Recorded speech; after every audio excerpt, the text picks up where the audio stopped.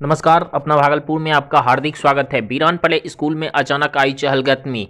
School खुलते ही छात्रों के चेहरे पर गजब की दिखी मुस्कान। भागलपुर में तकरीबन 10 माह के लंबे अंतराल के बाद कक्षा 9वीं से 12वीं तक छात्रों के लिए विद्यालय खुल गया है। वहीं इस दौरान सभी निजी और सार्वजनिक स्कूलों को कोविड-19 के मद्देनजर जारी गाइडलाइन की बखूबी पालन करना होगा। इसी कड़ी में जिले के निजी विद्यालय की अगर बात करें तो गाइडलाइन का काफ़ी हद तक पालन होते हुए दिखा। सुबह में करीब 8:30 बजे सेंट जोसेफ स्कूल में बच्चे का आना शुरू हो गया।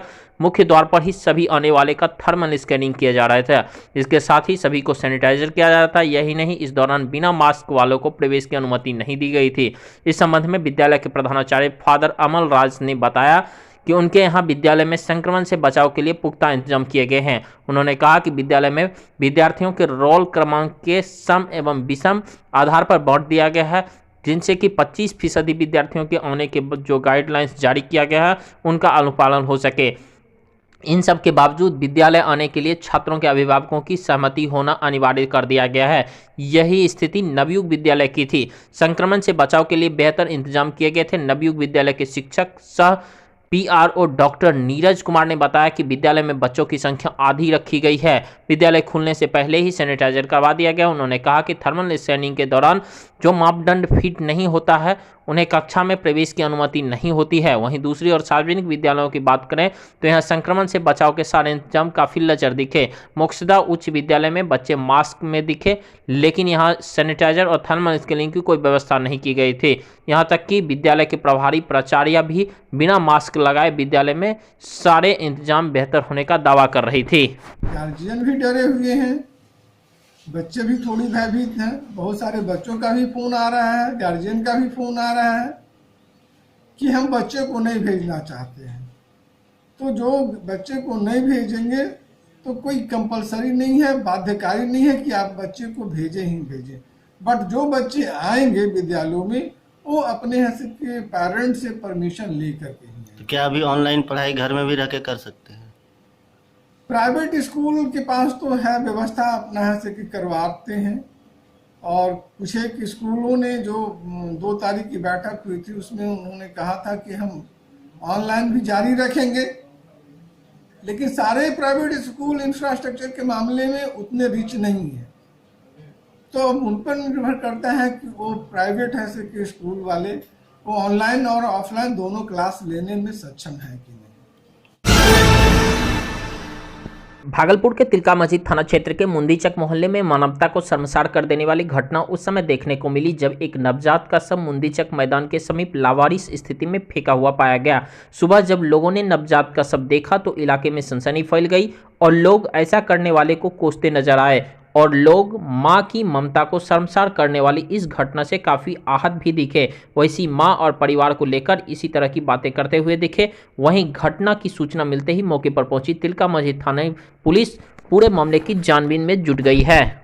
रक्षत नहीं बोलेगा, किचन बोलेगी, उसको क्या बोलेगी? एकदम खत्म आदमी है। कम से कम आदमी का अथी रहता तो देता ना, चलो भाई बच्चा है तो कम से कम अथी करना चाहिए। इस तरह से नहीं फेंकना चाहिए। मन था तो नहीं रखना चाहिए। और क्या बहुत गलत तो गलत, बहुत गलत किया है। उस माँ का तो जन्म नहीं होना चाहिए। इस तरह का नहीं करना चाहिए किसी को भी। क्या कहते हैं, इस तरह से कलंक है किसी भी माता के ऊपर की। क्या बच्चा हो? ये तो आदमी का ही बच्चा है, इसलिए इसको अगर नहीं पाल सकता था तो इसको अनाथ आश्रम में दान में दे देता।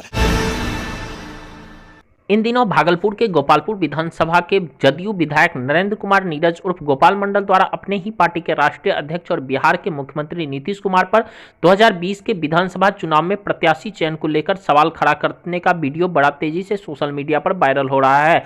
तेजी से वायरल हो रहे वीडियो इस्माइलपुर के सुदन टोला स्थित मध्य विद्यालय परिसर की है। यहाँ अपनी जीत पर आयोजित कार्यक्रम में उन्होंने विवादित बातें कही है। इस वीडियो में उन्होंने कहा है कि नौथनगर की सीट आलाकमान की गलती के कारण हार गए, जबकि भागलपुर में भाजपा के रोहित पांडे इसलिए चुनाव हार गए क्योंकि वह दबंग नहीं है। रोहित पांडे ने उन्हें टोका तक नहीं, इस कारण से भी वह विधानसभा चुनाव हार गए। इसके साथ ही विधायक गोपाल मंडल ने भाजपा के भागलपुर प्रत्याशी रहे रोहित पांडे पर कई निजी टिप्पणी भी की। उन्होंने कहा कि प्रधानमंत्री ने कह दिया तो रोहित पांडे को लगा कि वह चुनाव जीत गए।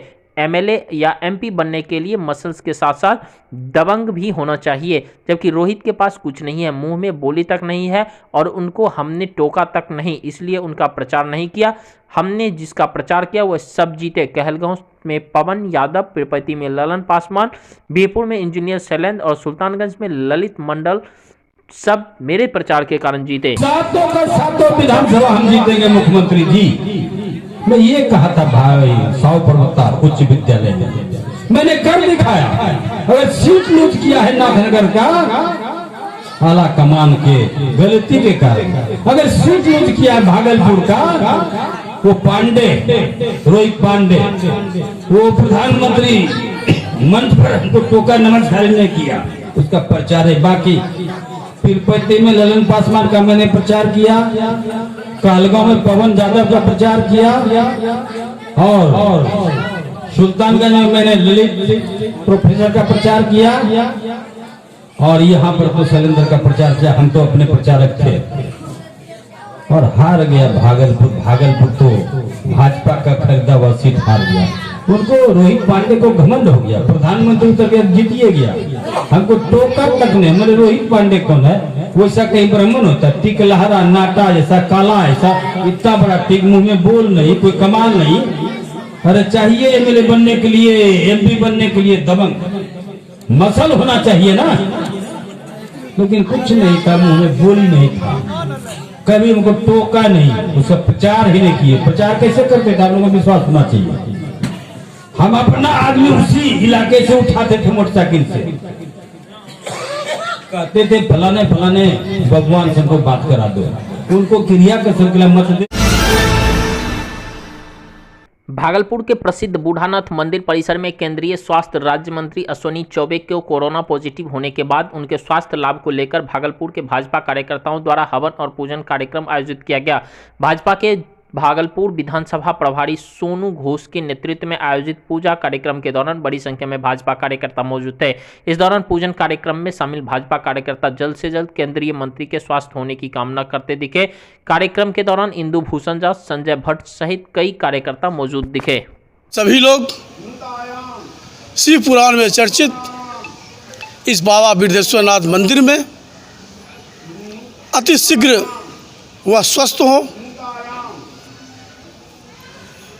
इनको लेकर के गंगा तट पर हम लोग बाबा भोलानाथ मंदिर के इस प्रांगण में अपने भारतीय जनता पार्टी के कार्यकर्ता मित्र बंधुओं के साथ हवन कर रहे हैं और बाबा बूढ़ानाथ से प्रार्थना कर रहे हैं कि वह जल्द से जल्द स्वस्थ हो। कटोरिया से भाजपा विधायक निक्की हेब्रम की गाड़ी देर रात कल्याणपुर के समीप दुर्घटनाग्रस्त हो गई है, जिसके बाद बुरी तरह से जख्मी विधायक को स्थानीय लोगों ने पुलिस की सहायता से इलाज के लिए भागलपुर के निजी नर्सिंग होम में भर्ती कराया, जहां चिकित्सकों ने विधायक के दाहिने पैर में फ्रैक्चर होने की बात बताई। साथ ही साथ भाजपा विधायक को गंभीर चोट लगी है। घटना के बाद विधायक निक्की हेब्रम ने बताया कि वह अपनी गाड़ी से पटना में कार्यक्रम शामिल होकर गार्ड और ड्राइवर के साथ लौट रही थी। इसी दौरान कल्याणपुर के समीप सामने से आ रही तेज गति से ट्रक से बचने के दौरान उनकी गाड़ी पेड़ से टकराकर दुर्घटनाग्रस्त हो गई। साथ ही विधायक ने बेहतर इलाज के लिए पटना जाने की बात कही। हम आपको बता दें कि दुर्घटना में विधायक के गार्ड और ड्राइवर को भी मामूली चोटें लग आई है। कल पटना में हम लोगों का सोहराय का एक मिलन समारोह होता है, उसी का कार्यक्रम में कल मॉर्निंग में गए और दोपहर में पहुँचे। वो कार्यक्रम था और एक वनवासी वाला कार्यक्रम था, दोनों को अटेंड कर गए। कुछ और भी काम था, फिर लगा कि संडे के चलते काम हो नहीं पाएगा, चलो रात में निकल के और फिर मॉर्निंग से बाकी सब कार्यक्रम अटेंड करना।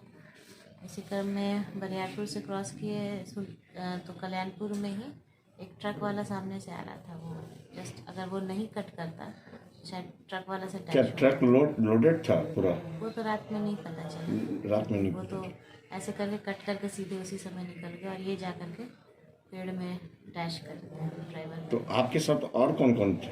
हम ही लोग थे, ड्राइवर बॉडीगार्ड। ड्राइवर ही सबका क्या स्थिति है? नहीं, ड्राइवर को तो एक खरोच तक नहीं आया है, सिर्फ आप कोई? हाँ, वो बलून वो निकला ना तो ड्राइवर बॉडीगार्ड सेफ हो गया, लेकिन बॉडीगार्ड को थोड़ा इंटरनल ये मस्कुलर पेन होता है चोट लगने के कारण। भागलपुर के पेस्को कोर्ट में शादी का झांसा देकर यौन शोषण और गर्भपात कराए जाने पर दोषी पाए जाने के बाद अभियुक्त को अलग अलग धाराओं में 10-10 वर्ष की कठोर सजा और 10-10 हजार रुपये जुर्माना की सजा सुनाई गई। पेस्को कोर्ट में एडीजे 5 ने यह सजा सुनाई। लोक अभियोजक शंकर जयकिशन मंडल ने बताया कि सबौर थाना क्षेत्र के निवासी मोहम्मद गफ्फार ने अपने ही पड़ोस की नाबालिग को शादी का झांसा देकर उनके साथ शारीरिक संबंध बना लिया और उसके गर्भवती होने के बाद उनका गर्भपात करा दिया। लड़का शादी से मुकर गया, जिसके बाद नाबालिग लड़की द्वारा सबौर थाने में 12 फरवरी को मामला दर्ज करा दिया गया है। इस मामले में सारे गुनाहों ने लड़की के पक्ष में अपनी बातें को रखा, जिसके बाद पेस्को कोर्ट ने 19 दिसंबर 2019 को उसे दोषी करार दिया था और आज सजा सुनाई। सबौर थाना अंतर्गत एक मामला दर्ज हुआ था सबौर थाना में। नाबालिग के साथ शादी का लालच दे करके उसके साथ यौन शोषण किया था। उसमें एक्यूज एक थे मोहम्मद गफ्फार, जिसे 19/12/20 को दोषी पाया गया था। आज सज़ा के बिंदु पर थी और उसने नाबालिग के साथ शोषण भी किया और जब वो प्रेग्नेंट हो गई तो उसको दवा खिलाकर गर्भपात भी करा दिया। इसलिए 2 सेक्शन में उसे सज़ा हुई। एक 313 IPC में 10 वर्ष की कठोर कारावास और 4 पॉक्सो में भी 10 वर्ष की कठोर कारावास की सज़ा हुई और फाइन 10-10 हज़ार रुपया दोनों सेक्शन में जो पीड़िता को दी जाएगी। और सरकार की ओर से पीड़िता को मुआवजा राशि भी दी गई है 3.5 लाख रुपया। और एक्यूज इसमें मोहम्मद गफ्फार थे। हम शंकर जयकिशन मंडल। सर जज का नाम क्या है? जज साहब का नाम? ये 6th एडीजे सर के यहाँ से हुआ। Thanks for watching this video. Do like, subscribe and share.